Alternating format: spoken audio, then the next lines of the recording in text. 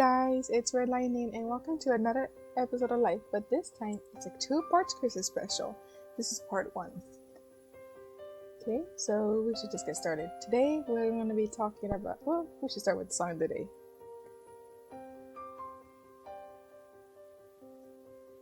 Okay, today's song of the day is Christmas This Year by TobyMac.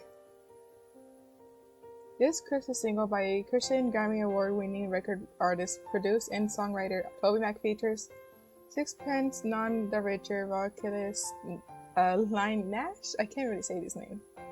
I really love this song, talking about the season and what it was like making the song. TobyMac said, "Christmas is the most celebrated time of the year for my family. While we were recording the song, we had a week-long Christmas party at my house in July. I wanted to write a song that captures that pure delight without missing the spirit of Christmas when love came down to let us live." There's a part of the song that I really love, like where the girl singer of Lie Nash, I don't know if I said her name correctly, but it goes, "Holy, holy, holy, God is coming here, unto us a Savior's born, on a midnight clear." Now let's move on to the story, but it's going to be half a story since it's going to be a 2-part special. So you're going to have to wait till next week or the next part 2 to hear the rest of the story. Let's start it. Joseph and Mary were married and lived in the town of Nazareth. God has chosen Mary to be the mother of a very special baby who was the Son of God. Joseph was a good man and took care of Mary and her baby. While Mary was pregnant, she went to visit her older cousin Elizabeth. When Elizabeth saw Mary, she felt the baby inside of her tummy moved around. This was a happy day. In the future, Mary's baby and Elizabeth's baby would be cousins. They would be Jesus and John the Baptist. Joseph and Mary lived in a town called Nazareth. The Romans were in charge of the country. One day, the ruler of the country, called Caesar Augustus, sent a letter to Nazareth saying that all the people had to go to the city where their families came from. Every person in the family had to be counted.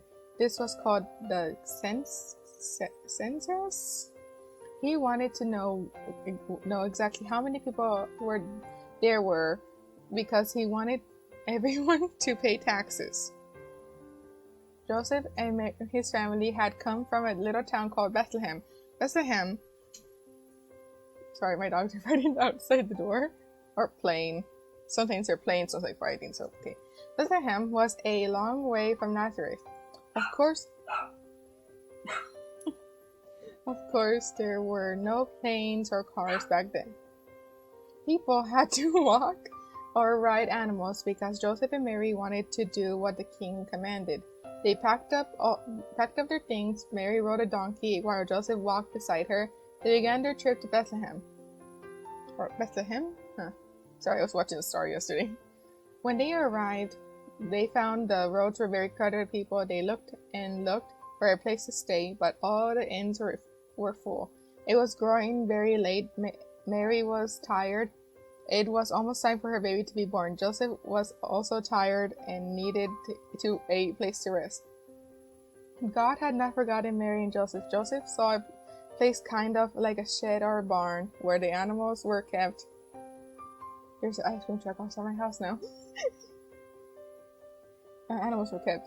He laid Mary where it was warm and safe. They were glad to find a quiet place to rest from their long journey. During the night, a wonderful thing happened. Mary had her baby. Mary was so happy. It was a son, just as God had promised. He was the Son of God. Joseph and Mary gave him the name of Jesus. Okay, that is part 1. And so you have to come to part 2 to know what happens next. So let's talk about part 2. Now it's to part 2. Now let's talk about... Sorry, there's something in my eye now. Today's full of distractions. Okay. Now, let's do the family thing of the week. Today we'll be talking about a VeggieTales movie, St. Nicholas, A Story of Joyful Giving. Everyone at the town center is very happy Christmas is coming, especially Junior after getting 2 gold coins from his grandparents. Just then Laura's dad shows up with his delivery truck breaking down. When he pursues Gus to repair it. However, because of his grouchy ways, Gus doesn't help out and closes his auto shop. Both Laura and her dad are saddened about this because that means he'll lose his job and they won't get a Christmas tree.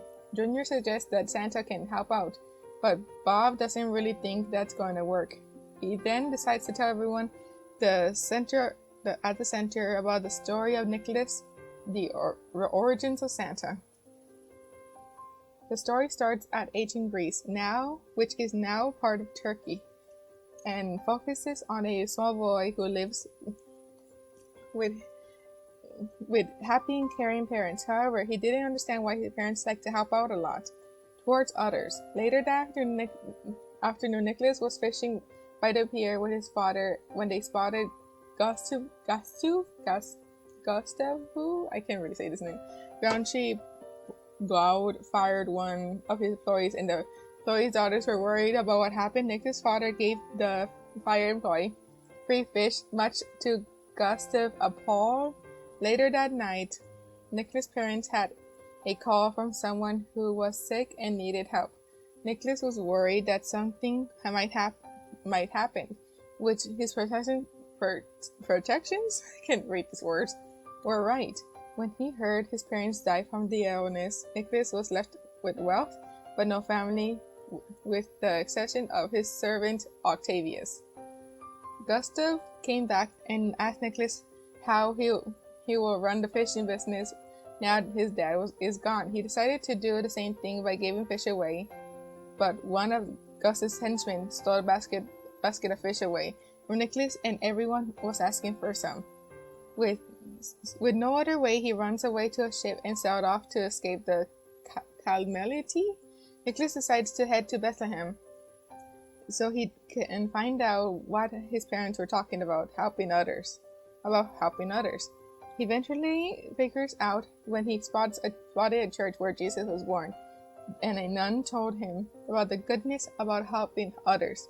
Nicky came back to his hometown afterwards, only to find out it's been run by Gustav. I think that's how you say his name.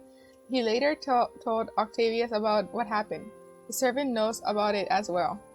He decides to help others by to sneak fish inside their clothing. As they're doing so, daughters of Gustav, the former employee, were caught by giving toys away. As punishment, Gustav sends them to pay 3 gold coins, or else they will be thrown in jail. Nicholas decides to help the daughters out, but he needs to be very stealthy as the Roman guards might spot him. So there's music playing. He and Octavius decide to be in disguise. It worked for the most part until Larry makes it worse by making the story about have snow. Because of snow, Gustav and his army were able to track down both Nicky and Octavius. Things get worse as the Pepper and the Gorg bumped into Bob and Larry, and they get stuck in a cart and with sheep being dragged. Just as they are about to fall off the cliff, the ship decided to pull the cart with our heroes and managed to safely cross. The old folk thank Nicholas, who is still in disguise, for helping his daughters. The story ends with Nicky and Octavius giving themselves nicknames. Back in the town square, Junior was thinking how he can help his friend Laura. He then had no idea and asked Jimmy, who told Larry to see if they can help. A small asparagus went to Gus's shop and gave him a gold coin to help pay for the repairs for the truck to get fixed. He resisted, and as he needs more than just 1 coin, but soon the other town folks folks helped out thanks to Bob. Gus asked to Junior why he's doing such a generous thing, and his response is, "We need to help others. That we need to help others." Meanwhile, Larry and Jimmy decided to get a Christmas tree for the Carrot family, and had to do it in the Santa way.